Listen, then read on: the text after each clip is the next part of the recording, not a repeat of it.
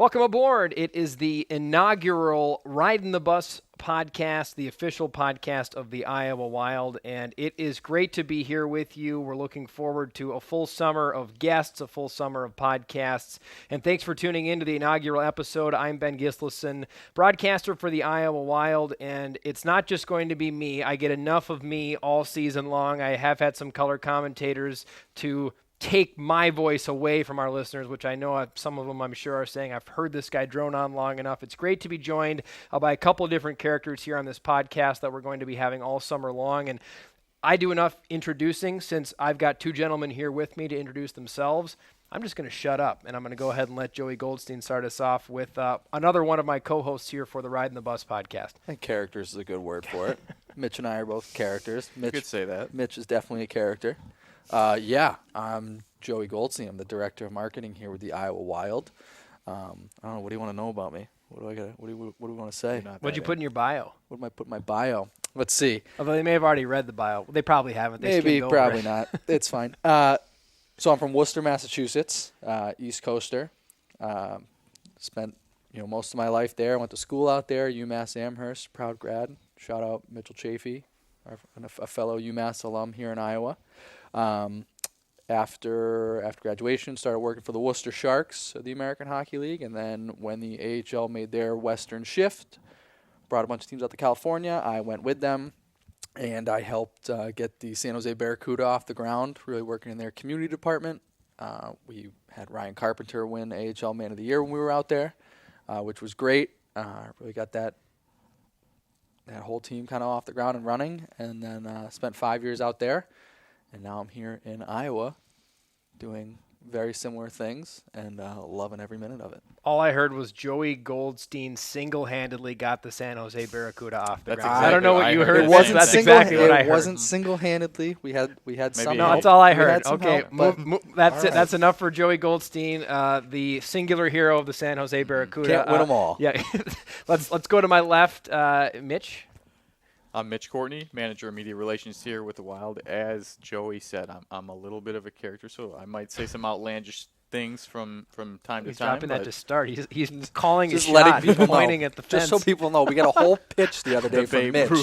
We got a whole pitch from Mitch the other day about how his long-term goal in life is to open up a big arena that is sponsored by Regal Cinemas. And the greatest movie theater of all time. Yeah, we can get into that someday. We can't get into that in your bio. We're going to table right. the Regal Cinema thought, but we will get into it at some point. That's a nice little Easter egg for people that want to listen from the beginning of the show to maybe wade towards the end. We will eventually get to that. It's not going to be top order. Continue. Like Joey, I'm an East Coaster, originally from Buffalo, New York. Go Bills. Bills Mafia through and through. And Joey and I have had some battles. He's a Patriots fan. So by keeping things hockey-related here, I spent some time in the Sabres organization, did some things with the Bills. I started my career in radio and then moved into the National Lacrosse League, did 3 years there. Moved out here to Iowa in October and excited to get started, talk to some interesting guests here, and I'm glad to be here with you guys today. Much more humble, Joey, there for Mitch. Much more humble. This is what's going to be. I'm not going to catch a break. That's fine. I can take it. It's awesome to be here. We all took some much-deserved time away from content, if you will, in May. And it was something, well, as much as we weren't maybe putting out content, us three and some other people that have made this podcast possible, were sitting down, putting together, okay, what's this whole thing going to look like? We've got YouTube going on. We've got every different podcasting platform going on. Big thanks to our friend Jeremy for taking care of that out in Coralville. Does some great work. A proud sponsor of the show as well. Mm-hmm. But we do want to not take a ton of time. It's an intro episode. We don't have a guest for this episode.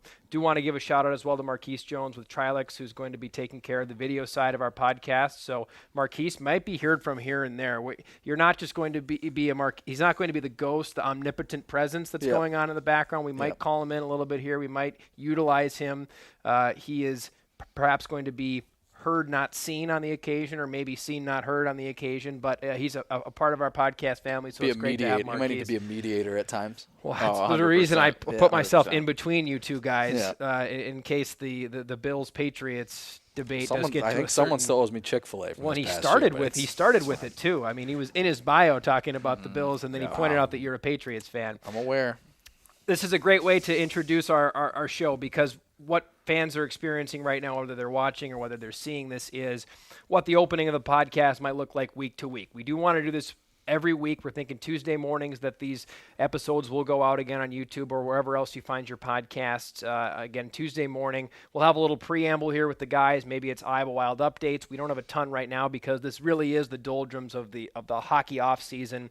Once you get to free agency in July, that's where the updates might start to spice up a little bit more. But the main cog of the podcast will be our guest, and whether it's we're looking to get Bill Guerin in here, we're going to line up Matt Boldy, we're thinking Jesper Wallstad. Those are a few of the bigger names that we want to get on board with us here on the bus, and there'll be more than just that. We're thinking, too, some alumni segments. It is our 10-year anniversary of the Iowa Wild being here in Des Moines, and so that's a huge element for us to think about in the offseason. And we also want to get to some points, too, where we want to hear from our fans. We're going to put out some, I think we're going to call them an Into the Wild segment, where we dive out into the wild, into the wilderness of our fan base, and we get some questions from you, the listener, whether it's you want to hear Mitch talk more about Regal Cinema, Joey brag more about his time with the San Jose Barracuda, or anything that you can come up with from us or from our guests. When we're recording, we do want to make sure that our guests or that our listeners know and that they can have a say in the podcast. Maybe they'll come up. Chances are they probably can come up with some better questions than we can come up with. So that's a little bit of the structure. For you guys, I'm curious, when we were drumming up this idea, what were some of the things that we were looking to do? Because podcasts these days are a little bit of a dime a dozen, right? Anybody can start a podcast, it seems. We're an example of that. Yeah, just anybody with a microphone, yes, right? But nonetheless, like, we want to find a niche, and we want to do this differently than just let's put a microphone in front of us and let's just drone on about hockey for the entirety of our podcast, right? Yeah. Well, I mean, I like hearing myself talk a little bit, so Yeah, we knew that. I think that's part of it. No, I think, one thing that I listen to a fair amount of podcasts, and I mean, everybody knows the hockey side of things, and that can get kind of monotonous at times. So it's how can you change that up a little bit? How do you bring in people and kind of get to know them outside of the rink? Obviously we're going to talk hockey with these guys. You have to. That's the profession. That's the industry we're in. That's the sport we're here, working for. You have to talk a little bit of hockey, but you want to get to know people. What do they do away from the rink? What makes them tick?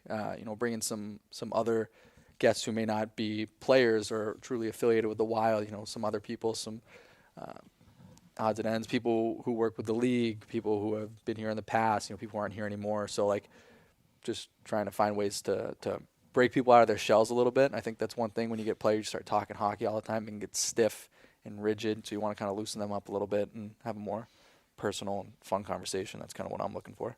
I think for me, being on the PR side, and Ben and Joe, you guys can attest to this as well, there's a willingness from our side of things to share stories that maybe we're privy to that others don't get a chance to see or hear throughout the season. It's very interesting to see the characters in the room, the coaching staff, the support staff on the hockey side. There's so many different unique personalities that are coming together to make these things happen, to put the games on for the fans that come out and support us every week. But I don't think the fans often get a chance to hear some of the most interesting stories outside of the ice and outside of the room that you might hear in a position like ours. So from my perspective, it's about sharing those stories, giving players a platform to share their greatest experiences, their funniest stories from, going on the road, the AHL, you're riding a bus from city to city. So there's a lot that happens in between. Good plug for the name of the show. Exactly, yep. So there is a lot that happens in between each puck drop. And we want to shed some light on that for fans that maybe are interested in the side of players that they don't get a chance to see very often. You nailed it. The namesake of the podcast, and as we were working this up, really I think was meant to showcase that if we're doing our job right, the fans and people tuning in should feel like they're sitting right next to whoever it is, to Matt Boldy on the bus or to Dakota Murmis on the bus or whoever it's going to be. That is what we want this to be. We don't want this to feel like these people are talking at the listeners and the viewers, that they're talking with them. And so if we're doing our jobs right, it will feel that way. And if we're not doing our jobs right, someone will probably let us know, as they should. Can guarantee it. And that's fair. Mitch, you brought up a great point, and it's such an interesting point about the player personalities. I think hockey, to some extent, is maybe a little bit behind what you see in the NBA, in the NFL, about really putting a precedent on showcasing their player personalities. Now, in the last 5 years, hockey's taken some big steps at doing that, at less kind of simplified, get pucks deep answers, and how do we talk more about the fun sides of the game. I think all that PK Subban has done to really help build his persona and his personality, and there are other players like that as well that are growing their brand along with the game, and as PK Subban's brand grows or whoever's brand grows, so does the National Hockey League, the American Hockey League, and so anything we can do to help grow these players' brand, but also to help showcase who these players are, who these staff members are, who these people are that we're going to have on. I think that's the end goal for us, and we're obviously hoping to shoot and score on these goals. Good one. My God, is this going to be full of that? My goodness. I had to. On that note, we do want to take a little bit of time here, a preview for the off season. Some things that all three of us, especially you, Joey, as the marketing head, have been excited about. It is our 10th anniversary season. We've got some top 10 categories that we're going to be doling out throughout the course of the off season. What more can we talk about that? Mitch, Joe, either or of you can take this on, I think, because it's something we've all been working on together. Yeah, I mean, it's 10th anniversary is a big one. Oh. It's a long time. And I know there's been some teams in the past who've been here in Des Moines who haven't had that tenure. So it's a really big deal, and it's special to be with an organization that's really, gotten their feet, really put their roots into the community here. So there's going to be a lot of fun things coming up for the 10-year anniversary, things that we'll roll out obviously over time. Yeah, these top 10 lists should be fun, pretty interesting. I really don't know how we're going to do it just yet. Like, I don't know if it's going to be you're not a supposed draft to know style. As the head, you're not supposed to know how it happens. You you make sure it gets done and you say looks great. Yeah, like I don't know if it's going to be between three of us, like a draft style, like we each pick somebody or what to compile the 10 lists. But I mean, we've got. He really doesn't know how we're going to do your it. favorite We players, and he favorite doesn't moments. know. How did the Barracuda get off the ground with that attitude? This is unbelievable. Hey, you said this it. is tough. Your own tough. words. But it's fine. It's fine. Your own words. It's fine. I just said I helped do it. Well, we're going to use the fans to help us. I think the fans are going to help out a lot. We're going to look to. I mean, I've only been here since August. Mitch has been here since October, and you've only been here a couple of years. Not even 2 seasons, and one of them was a strange shortened season, 2020, 2021, or really was just 2021. It was 32 games. Yeah. So I think we've got an okay grasp on things that have happened throughout the course of Iowa Wild history, but our fans are going to know more than anything. And I think that's a big thing for this podcast is we want input from you guys. We want input from the fans. We want you guys to share your stories, ask your questions. We want you guys to be just as involved as if you're a fourth co-host here with us. So that's kind of the big thing with the top 10 lists. Will be fun. And if you've got ideas for top 10 lists, let us know. If it's your favorite players, favorite hairstyles, favorite suits, that's a good one. There's a lot of things. Favorite road cities. Like we could come up with. I've been to some road cities. You've been to some. I think Mitch, you've been to Rockford. So you can put that one on your top 10 list. But there's a lot of things we could put out there. Really, it's supposed to be fun and lighthearted. I think that's what we're going for. It's curious that you're the one that brought up the hairstyles, Joey. Hey, you know what? I used to have luscious hair. You wouldn't I'm believe sure it, was but luscious. I did. It was. Can we get a picture so then we can have Marquise superimpose it like right up here above you right now, like a picture? Yeah, of hair? someday I'll get that. Yeah, it'll be fine. Okay, we'll make that happen. In the middle of that, there was a good segue, Joey. In the Tales from the Crowd is another element we want to bring to the off season, and that it is getting our fans very much involved. We're going to be reaching out to some fans this summer and bringing them in the building because we want to get them on camera to talk about some different memories and top moments that they've had. I think when Mitch and I were talking about what are some different ways that we can showcase what's been an incredible 10 years, I think we talked about what you talked about and the fact that we're going to have to rely on our fans a lot for this. And so we both thought what a better way than to bring some of these fans in to help get them on camera to see their faces light up when they're remembering Cal O'Reilly scoring the overtime winner to send the Wild to the playoffs. All these huge moments that unfortunately none of us were here for. Who better to describe those moments than fans that were there, right?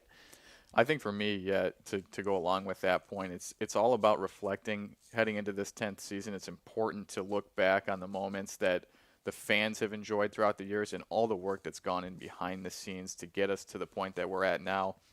I was just poking around the office the other day, and I found a newspaper article with our president's face on there, Todd Frederickson. I've seen and this. The headline says, "Will the Wild last?" Because there were iterations of hockey teams that didn't last in Iowa, and there was a lot of skepticism along the way. And here we are 10 years later, heading into the 10th season, and the fans and everybody that's been a part of it should be extremely proud of that.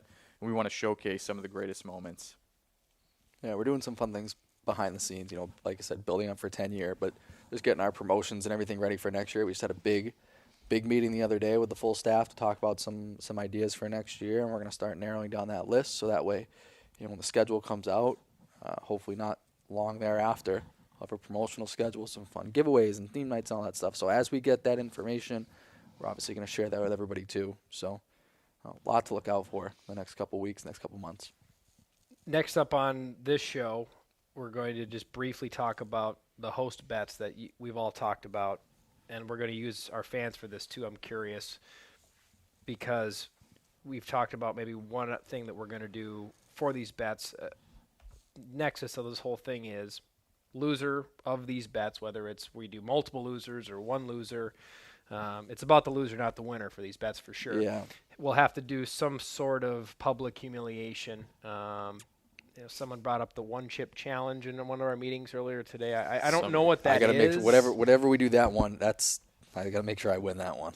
Can't lose that one. That's a tough one. I don't even know what it is. It's like it's a tortilla chip basically that's got like the hottest peppers in the world like baked into it, and it's not supposed to go down easy from what I've seen. I've seen lots of videos of people who cannot complete it. Maybe we don't do that one. Maybe, I don't know. If I feel good about my chances of winning, then maybe I put that out there. But yeah. So we need ideas. Clearly, I'm coming up with this one. I didn't even come up with the one chip challenge. Yeah, I forget what that was. That you? That was you, Marquise. Marquise came up. There with he that is. one. There's our Marquise plug for the day. Absolutely punish us. Marquise from the top rope. Yeah, just wants to punish us. So there's one idea, but we want to hear more. Be kind. We are going to have to do these things, and the whole goal is to do them on camera. Yeah, so we can use it for content. Yeah, we talked about the one we put out before we started here, doing a full episode in full hockey gear, full hockey setup, or full goalie gear or something like. We should almost make somebody. We should almost make somebody playing it first, and then you have it'd be gross and grimy, and then it'd be nasty. Well, if we make to that point, like during the season, have someone lace up goalie gear and just have to get peppered by the team. That could be pretty good. Yeah. So we're brainstorming with you here on our first not a fan first episode. Well, I think if we leave it up to Marquise, we'll end up in a saw trap as a punishment or something. So maybe the goalie gear isn't a bad. Isn't too bad. I don't want to see like Zane McIntyre ride out on the tricycle and ask me if I want to play a game. So he said he'd make outlandish comments. There you go. We're living up to what we're promising here so far. We do want to end with a little bit of that kind of just a preview what the banter might look like. I had one question that actually I had somebody text me today that I thought it's a really good question, and not that it won't have been debated before, debated again, but just to give our fans a little bit of what the trio of us might look like when we do get into a situation where we're discussing, arguing, debating something. So this was a question I got. If you were picking first overall in a draft for a real team, and you had to pick between Nathan MacKinnon or Connor McDavid, considering the Edmonton Oilers just lost in 4 games to Nathan MacKinnon and the Colorado Avalanche, who are you picking? I think for me the answer is easy. It's Connor McDavid. There's no doubt in my mind that he is the best player in the world right now. He is doing things, or was doing things in the playoffs that we haven't seen players do in a long time with names like Gretzky, Lemieux. You're not supposed to be able to score like he does at the NHL level and the way the game is played today. McKinnon is an outstanding player, but I think we'd be remiss if we didn't at least acknowledge that his supporting cast is far superior than the one that McDavid has in Edmonton. Outside of Draisaitl and Nurse, there's not much there. Mike Smith is the goaltender. He's 40+. In Colorado, you've got Makar and Byram and Rantanen and Kadri and Darcy Kemper, who was in Minnesota and Iowa. So the supporting cast, I think, tips the scales. But For me, McDavid is far and away the best player in the league. He is creeping up there on my list of best players I've ever seen play the game. And I think if he continues at the rate that he's playing now and he plays another 10, 15 years, we could be having the conversation, who would you rather have, McDavid or Gretzky? But I won't get too far ahead of myself. That one's such a hard one to have, too, because it's like two completely different eras. If Connor McDavid played in the same era where Gretzky scored, he'd have 2,000 points. Like, it's absurd, you know? I think for me, I'd almost ask the question, are you taking McDavid or are you taking Makar?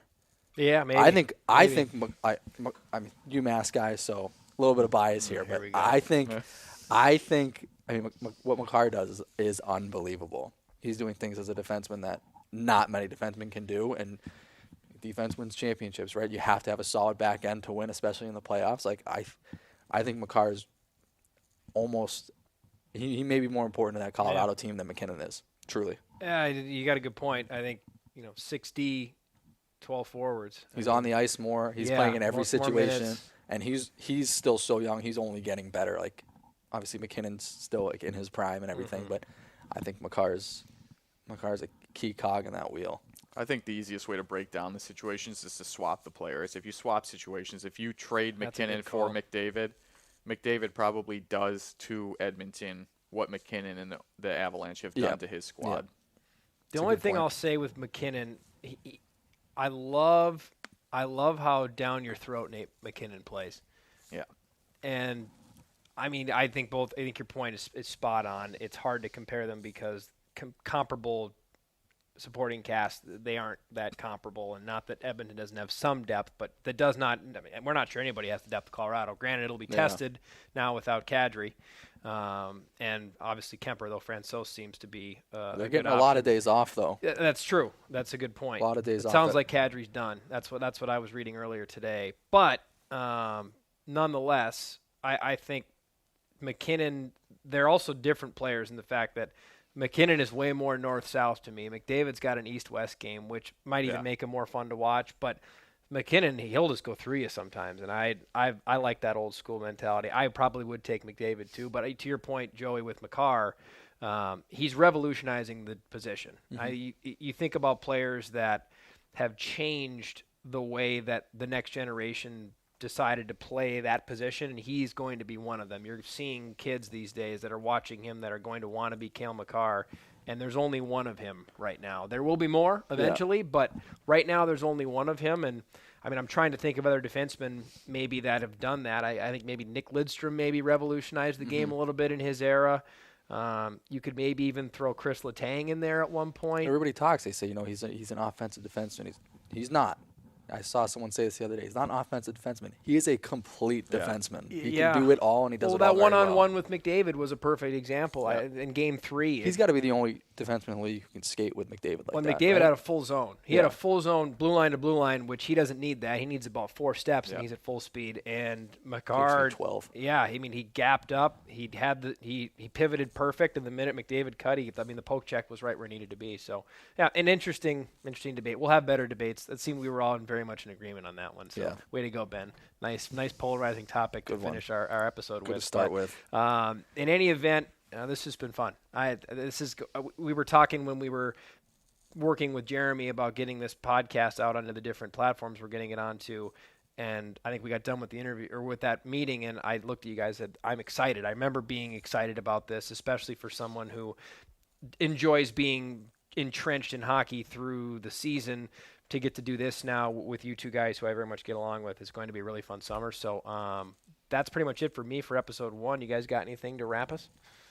No, I'm just going to be thinking I'll lay down tonight and probably Google some San Jose Barracuda staff, send them some apology emails. Sorry that we have a staff member here that discredits you, but life goes on. We'll live, and I'm sure they're not pleased with you right now, but as they listen to this, Yeah, I'm sure they're tuned in. He's getting texts right now from old coworkers. Hey, you got to do what you got to do, right, Mitch? What the bleep? You got to do what you got to do. Yeah.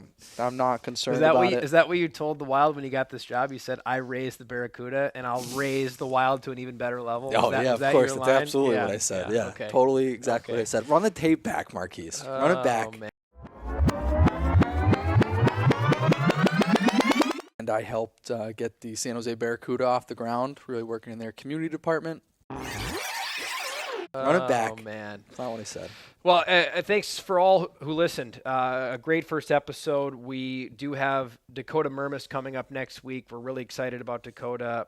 You brought up Joey Ryan Carpenter, Man of the Year. This is the reigning Man of the Year in the American Hockey League, and a guy that all of us have gotten to know very, very well. So humble, so kind, and as I'm excited to talk to him about, also has a fuse. It's about this long. If you're with us on YouTube, you can see I have a very small millimeter between my fingers because that guy snaps like this on the ice, which I love. You've mentioned that once or twice in the broadcast, I think, too. Oh, my gosh. So. It gets me every time. I get so excited just because I like players that play with fire. So I'm curious to see what he has to say about the duality between on the ice Dakota and off the ice Dakota. So that'll be a great episode. But thanks to you both.